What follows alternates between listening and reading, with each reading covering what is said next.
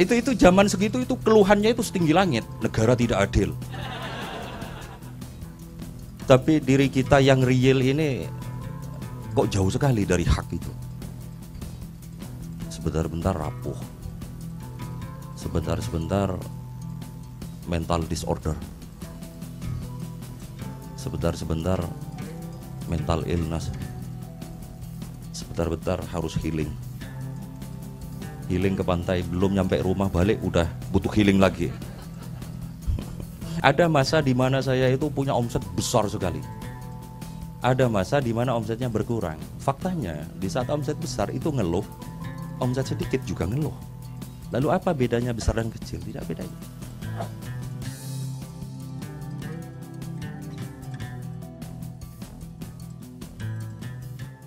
Diri kita ini, hati kita ini masih jauh dari posisi layaknya seperti misal ungkapan ayat innalladzina qalu rabbunallah summastaqamu fala khaufun alaihim walahum yahzan.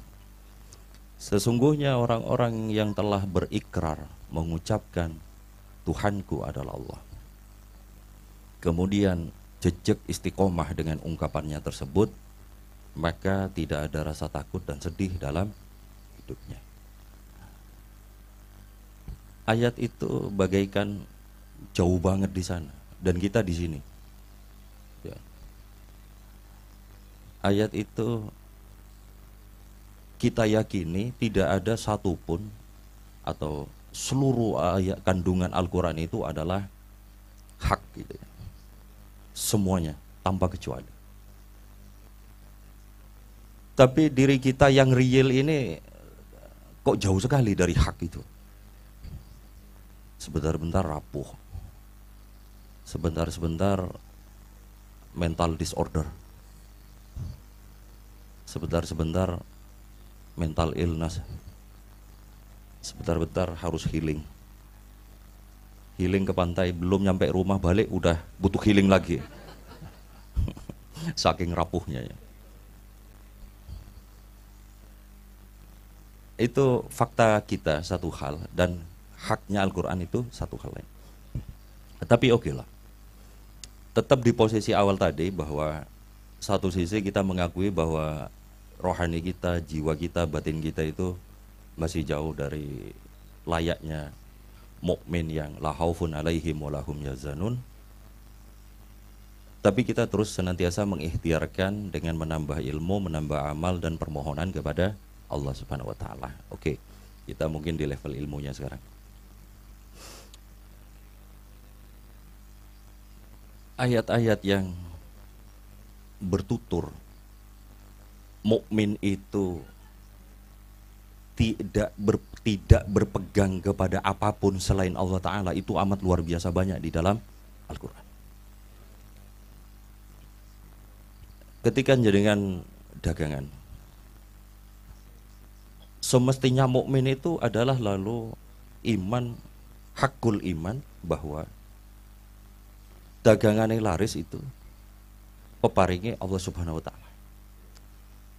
Dagangannya belum begitu laris, itu juga adalah irodahnya Allah Subhanahu wa taala. Kan gitu. Yang kita alami tidak begitu. Kita cenderung berada di posisi begini, kalau laris kita tepuk dada. Ini berkat Kiki. Nah, gitu. Itu saya. Begitu tidak laris ngompet semua dengan mumet. Begitu. Sehingga wajar pada dua sisi kondisi yang sama sekali tidak mencerminkan ayat-ayat tauhid itu, yang terjadi pada kita atau sering mendera kita itu selalu begini situasinya. Satu, sombong. Ketika laris itu sombong. Itu kalau nggak saya yang nulis nggak laku itu. Gitu. Ketika tidak laris itu stres, depresi, dan tentu saja lalu putus asa dan nyalah-nyalahin orang lain. Kan gitu. Itu kita bang. Nah, padahal ayatnya bilang begini.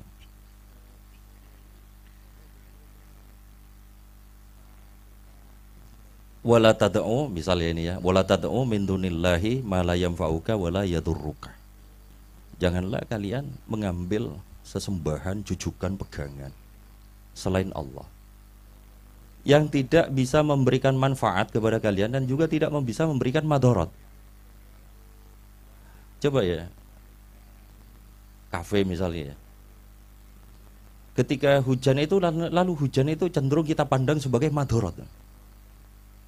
Ini sepi nih, padahal malam minggu ya. Apakah ketika terang itu lalu otomatis ramai? Apakah lalu ketika hujan itu lalu mesti sepi? Enggak. Toh juga ujungnya gini lalu. Kalaupun ramai ataupun sepi itu ujungnya sama-sama ngeluh tidak punya duit atau kurang duit. Kan begitu. Saya kadang sering batin gitu. Ada masa di mana saya itu punya omset besar sekali. Ada masa di mana omsetnya berkurang. Faktanya di saat omset besar itu ngeluh, omset sedikit juga ngeluh. Lalu apa bedanya besar dan kecil? Tidak bedanya. Yang beda itu sesungguhnya adalah hati kita aja. Coba nggih jenengan kita ini sing bakulan nih. Kita ini mau. Toko Mustafa itu kan cilik banget saiki. Ngeluh ya. Suatu hari ketika cabangnya banyak itu pasti ngeluh juga. Yakin. Jenengan dulu yang nun sewu. Pengen kopi AGM aja itu harus nunggu temannya atau ngumpulin kupon gitu ya. Onten mboten ya. Ya teko wonge. Ya melu guyu bareng ya. Itu zaman segitu itu keluhannya itu setinggi langit, negara tidak adil. Kemana Jokowi? Kan gitu toh. Jadi orang kecil ini memang hanya ditindas di negeri ini ya. Kan begitu narasimu toh. Jadi kemarin Pak. Ya segitu ya. Ya cah nom ya. Oke, cah nom randai duit susah. Maka ngeluh adalah jalan tauhidnya. Itu kan yang terjadi. Oke. 2 tahun, 3 tahun kemudian orang yang sama ini punya kerjaan. Maka dia lalu punya duit lah, 2 juta, 3 juta punya lah ya. Apakah dia tidak ngeluh? Sama. Sama ya.